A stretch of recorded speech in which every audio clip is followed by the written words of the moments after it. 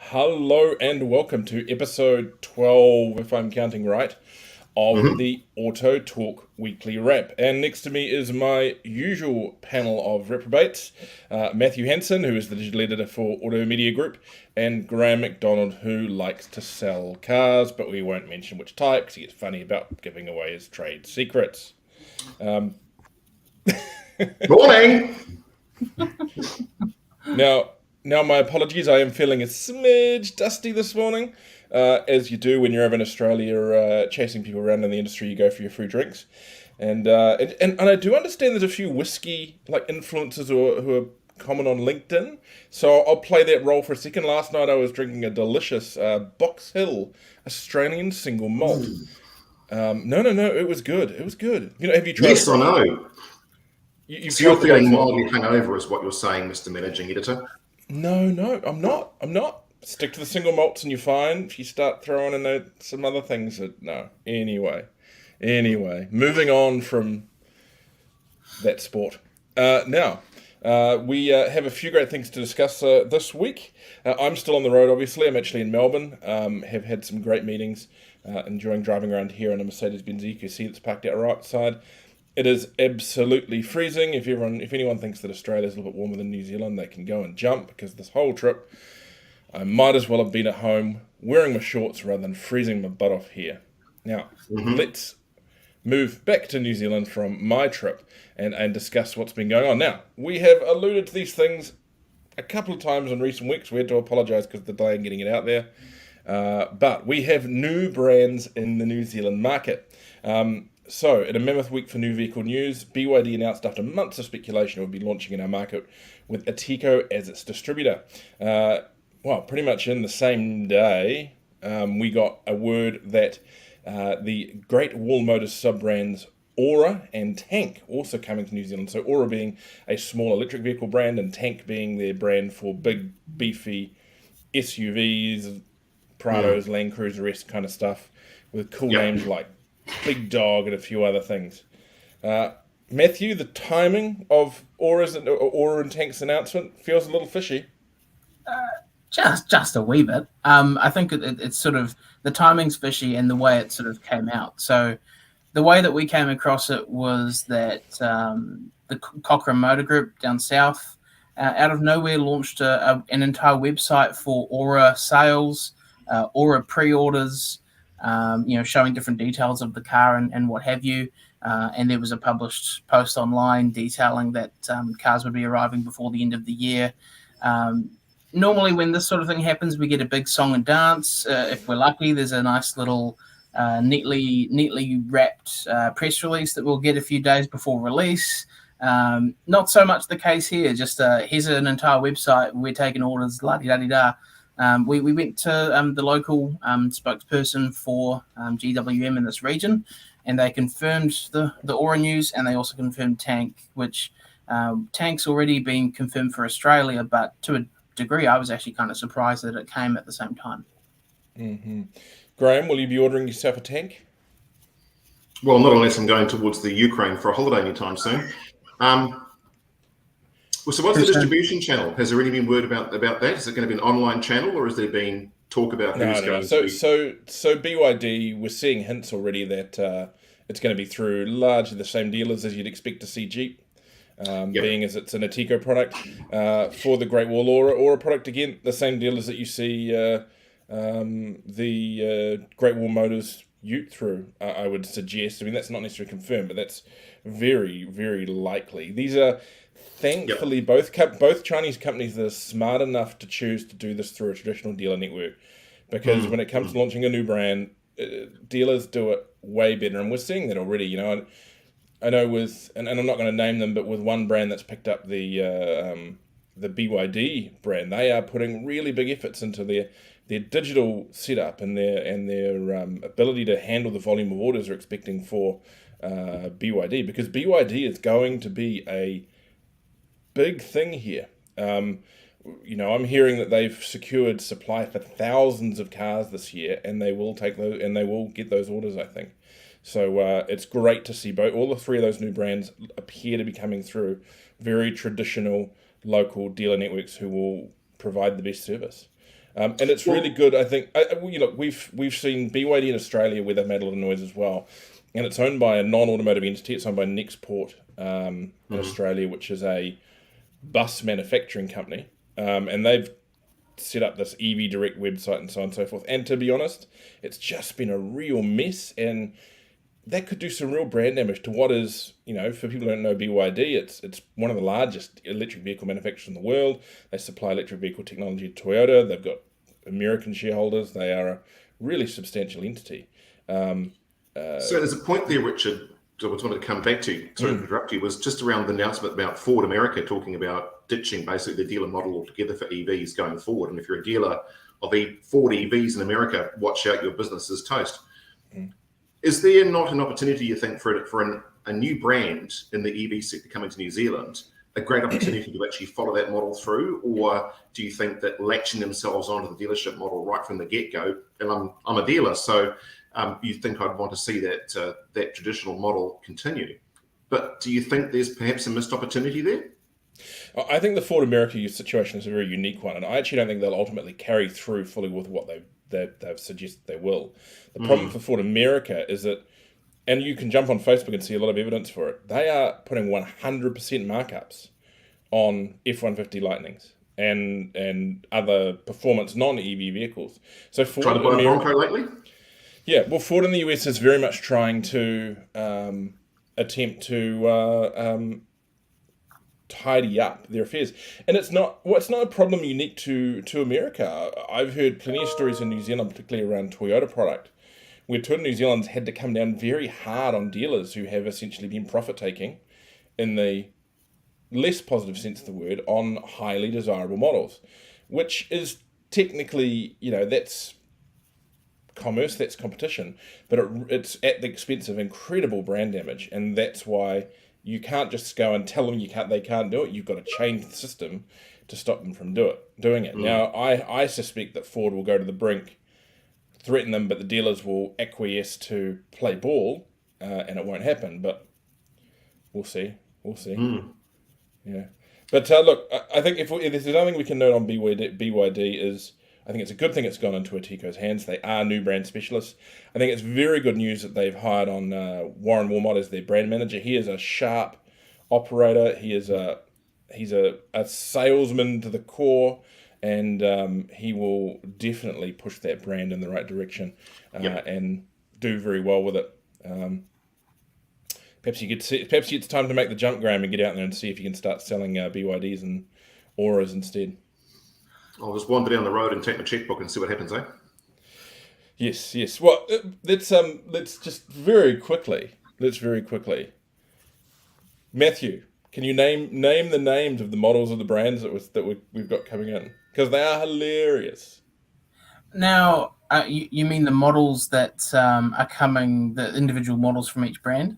Mm-hmm. So the Aura Good Cat is the jewel in the Aura crown. That is the most, even with a name like that, it's probably the most accessible model the Aura Good Cat, Graham.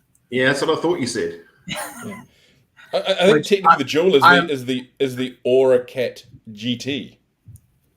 Exactly. I think in China it's called the Aura Haomao or something like that, which is probably more palatable. I'm not looking forward to all the car journalist pun headlines that are going to spawn when it eventually gets put on the press fleet and people start reviewing it.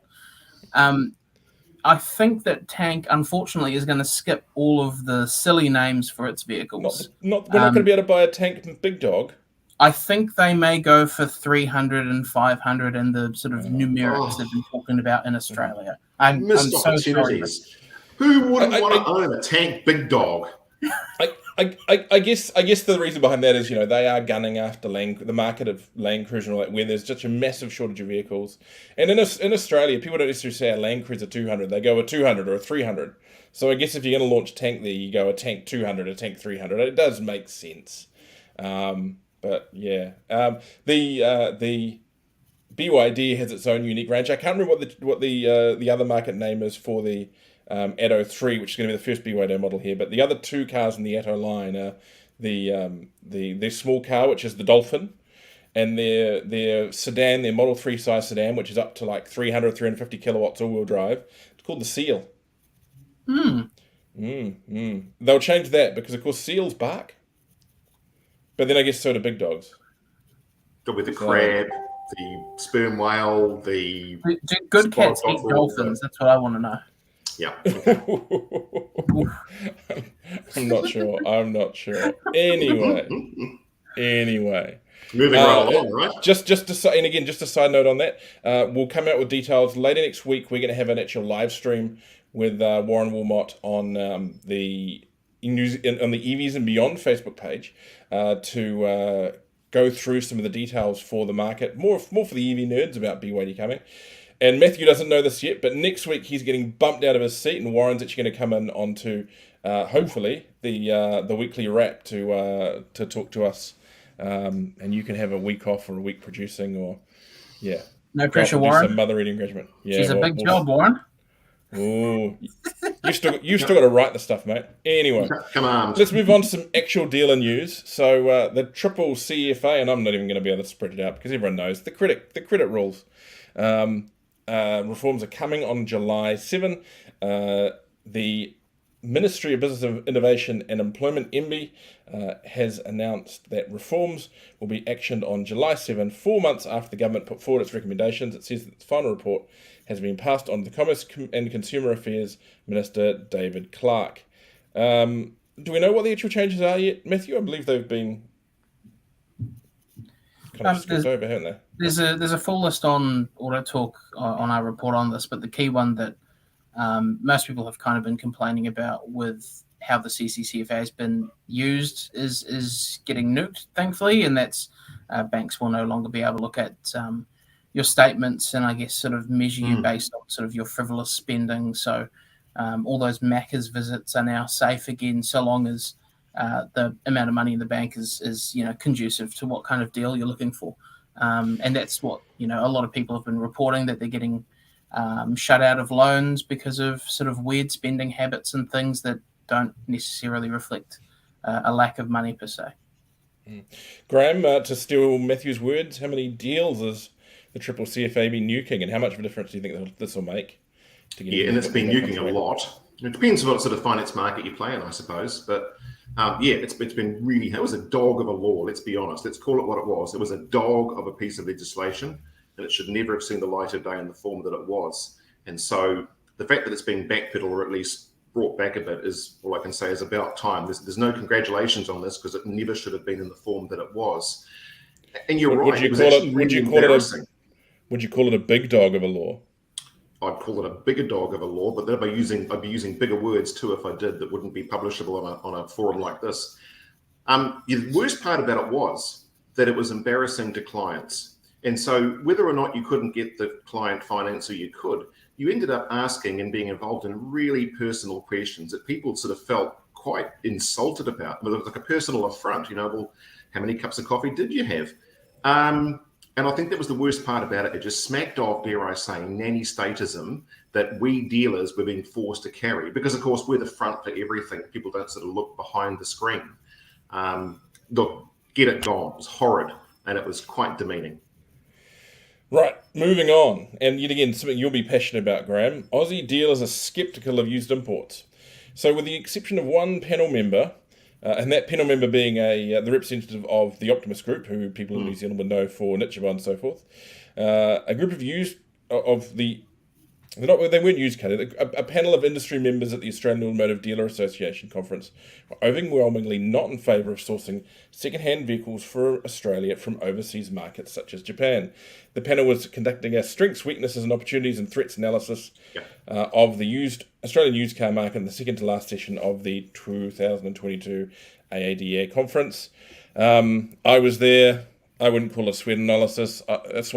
I would call it 5 people who hadn't really actually looked at used imports properly, pulled out a whole pile of very old arguments, and then one who had some practical loss discussions to give and wasn't really listened to.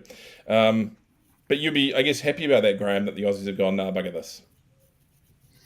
No, well, okay, so I wear 2 hats here. As you know, I've got a hat in Australia, and I've got a hat here in New Zealand. I can't believe time after time after time, I'm astounded by, and I might get shot down for this, the abject pig-headedness of the Australian motor vehicle industry and the way that it views imports from other marketplaces. And there's just been so many reports, government reports. There's been, I've run out of names for all the different reports that have come out that have all said, as long as such a program is properly managed, and ergo in New Zealand, we'd argue and say we've got a pretty good and streamlined system, then Australian dealers have nothing to fear but the fear of not increasing their bottom line by having different stock to sell. And here we are in the middle of arguably one of the biggest stock crises the motor industry has seen in decades, where you just can't source used stock. And they're all saying, no, none of those nasty grey imports over here, because they might all be different and we can't get insurance and we can't this and we can't that. And I'm thinking to myself, when are you guys going to stop? When are you actually going to start looking at the bigger picture and start being business people for a change? And if you're watching this from Australia, honestly, you need to put your big boy pants on and look at what is actually going to start making your industry money and giving you value back on your bottom line on a dealership in the absence of having enough used stock to sell to a marketplace that wants it. All the frameworks can be in place if you'll just let them happen. And so I'm actually just pretty disappointed about that. From a New Zealand perspective, I maintain that it's never really going to be or will have a huge effect on our marketplace here in terms of sourcing if another market steps in. Let's face it, nearly 100 nations around the world already take used vehicles out of Japan. So one more like Australia is not going to muddy that too much, I wouldn't have thought, given that the models they're looking at may or may not necessarily be ones that we have here in New Zealand. So I can see the entry of Australia wouldn't necessarily conflict with New Zealand. And if it did in any way, to be a fairly small influence. But once again, from a AADA perspective, opportunities lost.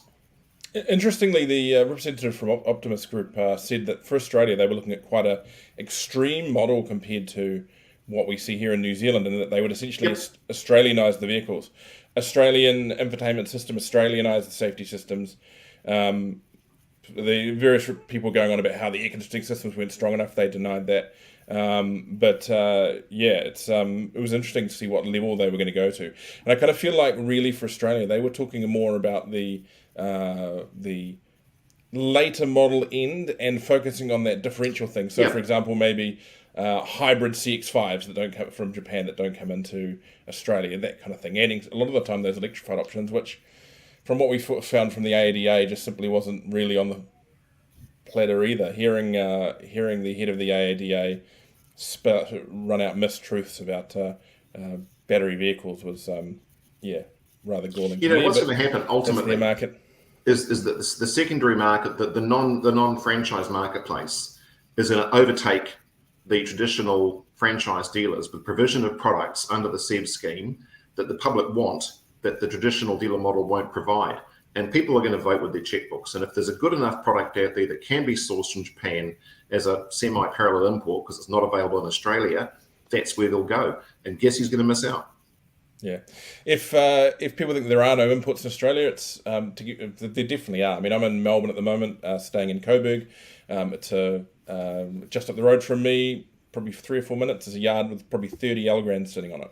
But you see that interesting thing here where dealers or importers will focus on one single model because it's easier just to focus around the paperwork on one and make that their key thing. Right, let's move on to our last story of the day. Scania New Zealand welcomes its first electric truck. Scania New Zealand is putting 2 of its very first fully electric trucks on local roads and marks our country as the very first outside of Europe to have the new models.